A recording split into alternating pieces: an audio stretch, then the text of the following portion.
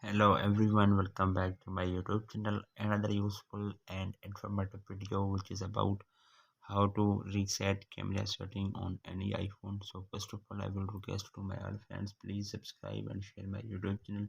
Press the bell icon for more latest videos, so do not waste any time. First of all, fix this issue while camera reset setting on any iPhone. So you have first of all open the setting, scroll up, then you have click on general, scroll up, then you have click on transfer or reset iPhone, click here, and then you have click the reset all setting. iPhone given a passcode, then you have enter a passcode of iPhone.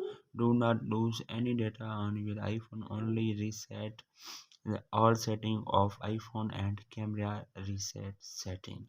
Only reset setting, do not lose on your iPhone photos or videos.